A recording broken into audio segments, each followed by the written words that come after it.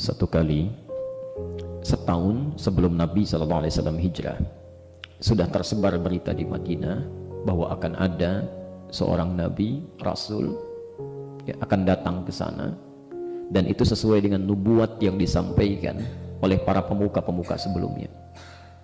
Maka bersiap-siaplah orang, mulai menyebar berita, desas-desus terdengar menanti kedatangan Rasulullah SAW.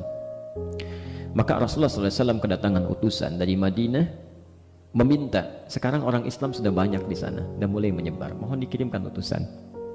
Dikirimkanlah seorang sahabat senior yang tawadhu, yang sudah siap ilmunya, yang baik, namanya Mus'ab bin Umair. Mus'ab, jadi Masya Allah, kalau ada yang namanya Mus'ab itu diberi nama oleh orang tuanya, setidaknya pelajari ini sahabat Nabi Mus'ab bin Umair. Ilmunya sangat dalam, luas, orangnya tawadhu, baik, tutur katanya lembut.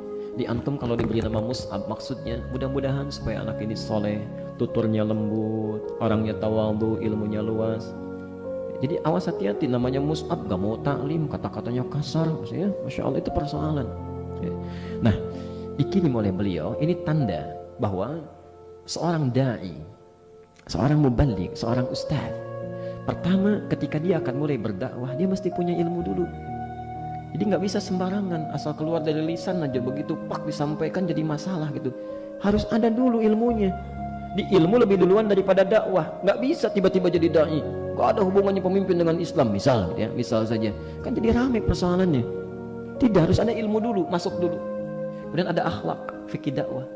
Nggak bisa walaupun ilmunya luas, dalam, tapi kasar, akhlaknya tidak ada. Orang akan antipati, nanti akan lari.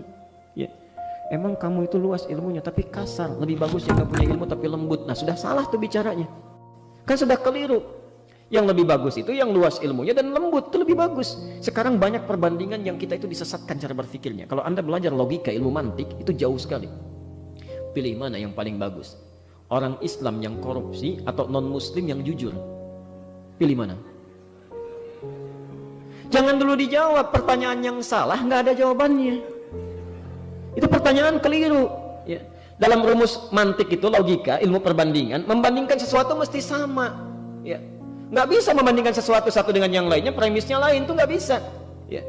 Kalau anda ingin membandingkan, itu mesti sama. Misal, enak mana di antara dua ini? Apakah apel Malang ataukah terasi Subang? Enak mana? Ya apel dengan apel, terasi dengan terasi, baru nyambung. Kalau anda ingin bandingkan non muslim yang korupsi misalnya, bandingkan dengan muslim pun yang bermasalah. Kalau anda ingin bandingkan muslim yang jujur, bandingkan pula dengan orang yang jujur. Disalah kalimatnya. Kalau ingin bandingkan, bagus mana muslim yang jujur dengan non muslim yang jujur, itu baru fair.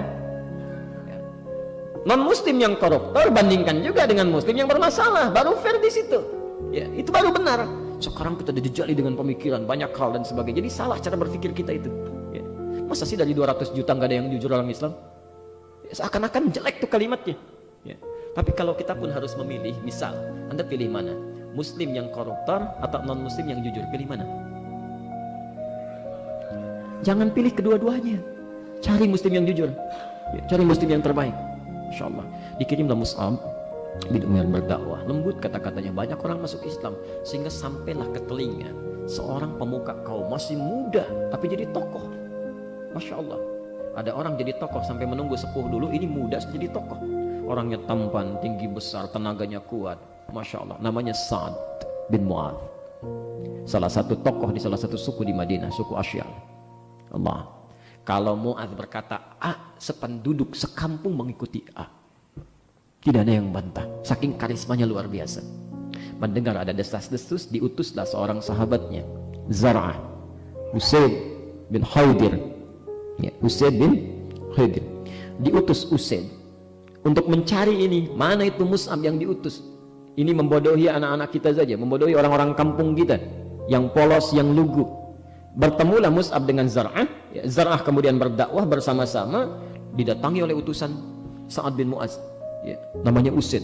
Begitu sedang istirahat di bawah satu pohon, tiba-tiba Usaid datang dengan tombak, dengan kasarnya mengatakan, pergi kalian dari sini, kalian cuma bodoh-bodohi penduduk kampung kami saja di sini, pergi, gak ada urusannya di sini.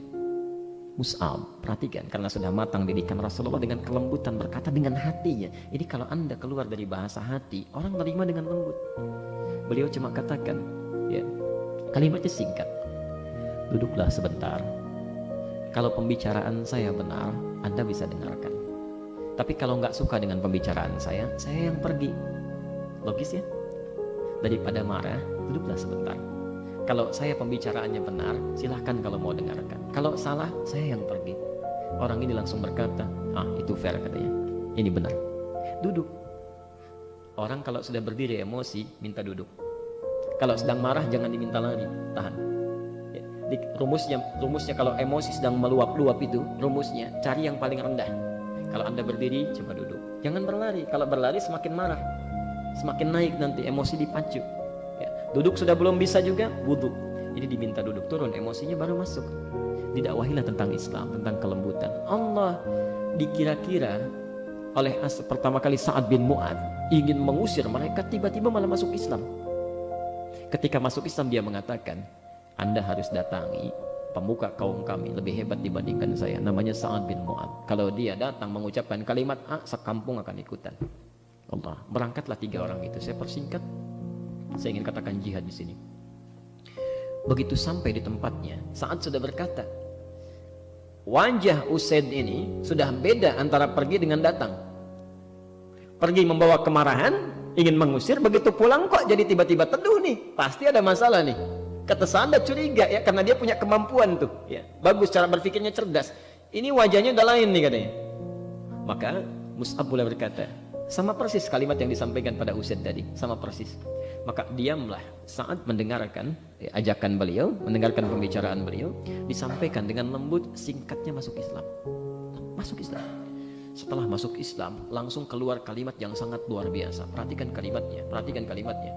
Wallahi, demi Allah, kata Sa'ad bin Mu'adz ini, tidak ada yang terbaik kecuali Islam. Dan saya berjanji tidak akan pernah berbicara dengan siapapun di kaum ini kecuali dia telah mengucapkan la ilaha illallah, asyhadu an la ilaha illallah wa asyhadu anna Muhammadar Rasulullah. Tidak akan pernah bicara dengan siapapun di kaum ini, di kampung ini, kecuali dia bersyahadat dulu, kata Mu'adz. Kata Sa'ad bin Mu'adz. Masya Allah. Tadi saya sampaikan di awal, kalau Sa'ad katakan A, kaum ikut A, maka seketika kaum yang mengucapkan kalimat syahadat masuk Islam sekampung, kecuali 1 orang, namanya Usairim. Ya. Nanti dia akan masuk Islam pada saat perang Uhud. Ya. Masuk Islam juga, cuma agak terlambat. Dia berpikir dulu pada saat perang Uhud. Anda bayangkan, begitu ikut perang Uhud langsung meninggal. Itu belum sempat sujud sekalipun. Belum sempat sujud. Di sholat belum pernah, segala belum pernah, baru bersyahadat ikut perang, tiba-tiba meninggal. Apa kata Rasulullah? Orang ini beruntung luar biasa, modalnya sedikit masuk surga katanya. Masya Allah. Jihad tuh ya. Jadi begitu dia mikirnya mikir lama baru masuk Islam. Begitu sudah tahu, yakin betul ada kenikmatan di dalamnya, dia pertahankan walaupun dengan jiwanya. Datang dia jihad dengan fisiknya ya. Kan kematian bisa memilih ya. Kan kapan aja bisa meninggal, tapi antum bisa ikhtiar. Ingin meninggal sedang dalam keadaan yang biasa, ingin bisnis meninggal, kan bisa ya. Ingin minum teh meninggal bisa, tapi antum bisa memilih dalam kebaikan. Mau minumnya niatkan karena Allah, bismillahirrahmanirrahim, bismillah, minum, meninggal dalam kebaikan ya.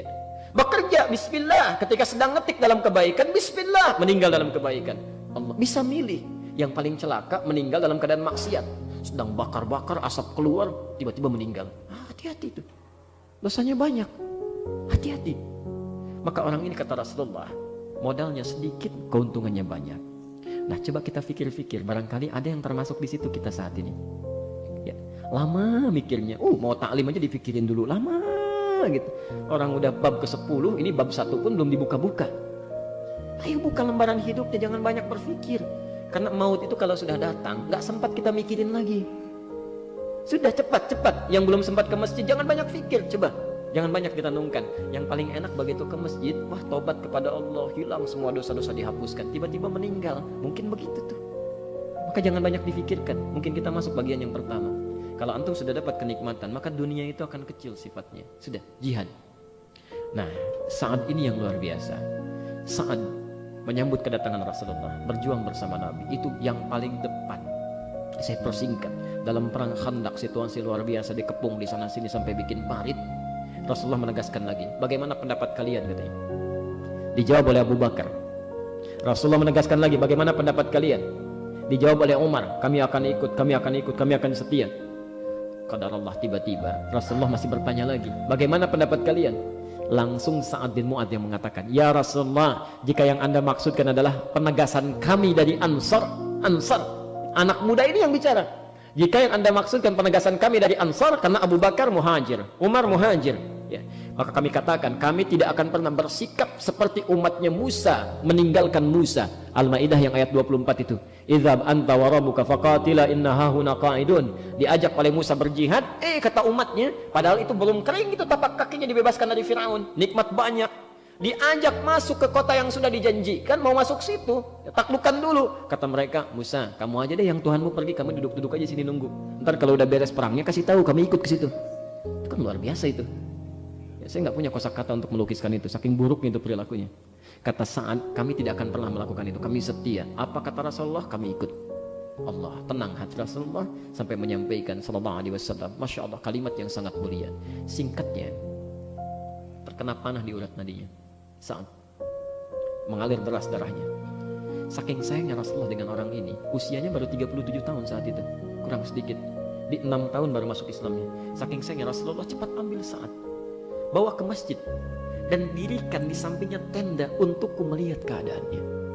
Jadi Nabi mengkhususkan dirinya untuk melihat Sa'ad yang berjihad, mempertahankan jiwa, raganya untuk mempertahankan kenikmatan keislamannya. Apa yang terjadi? Dirawat, dipeluk oleh Nabi, sampai-sampai ketika beliau sedang sekaratnya dibawa ke pangkuan Rasulullah. Kemudian ini Sa'ad dengan berjuang menatap wajah Rasulullah. Beliau katakan, ya Rasulullah, ya di akhir hidupnya, ya Rasulullah, saya ridha dengan engkau sebagai Nabi saya ridha. Lalu mengucapkan, asyhadu an la ilaha illallah, asyhadu anna Muhammadar Rasulullah. Wafat cuma 6 tahun dalam keislaman, dia berjuang wafat menatap wajah Rasulullah. Kata Rasulullah SAW, perhatikan kalimatnya, ya Sa'ad, engkau sangat beruntung. Ya Allah, langsung berdoa kepada Allah, terimalah roh Sa'ad seperti engkau menerima roh-roh yang terbaik. Maka disebutkan dalam riwayat, arsy itu bergetar ketika Rasulullah SAW mendoakan Sa'ad. Dibawa oleh sahabat untuk diwakamkan. Apa yang terjadi? Antum tahu situasi alam luar biasa menyambut Sa'ad. Setiap cangkul yang dicangkulkan ke tanah, didapatkan dari tanahnya mengalir, Masya Allah, dicangkul keluar tanah, itu selalu mengeluarkan bau harum, wangian dari tanah-tanah yang dicangkul itu. Sampai disimpan di situ, sampai ditutup. Ketika ditutup, dikuburkan. Selesai, kata Rasulullah, arsy Rahman, arsy Allah Sang Rahman itu bergetar ketika roh Sa'ad itu wafat kemudian kembali kepada Allah Subhanahu wa taala. Ini kalimat kiasan. Maksudnya ada orang yang cuma diberikan 6 tahun kok bisa memperjuangkan jiwanya, raganya, dan membela Rasulnya dalam kehidupan hariannya. Tapi ada orang diberikan 60 tahun kok bisa. Nikmat Islam sudah ada, sudah terbawa dalam lahirnya, tapi menjauh dari rahmat Allah Subhanahu wa taala. Maka jihad itu berlaku bagi kita ketika kita sedang mendapatkan kenikmatan dalam kehidupan. Ya, mari kita lihat, apakah antum ingin menjadi Usairim atau ingin menjadi Sa'ad bin Mu'adz, atau justru lebih daripada itu. Allah berikan lebih daripada 6 tahun, tapi antum gunakan untuk mendekatkan diri pada Allah, membela panji-panji sunnah Rasulullah.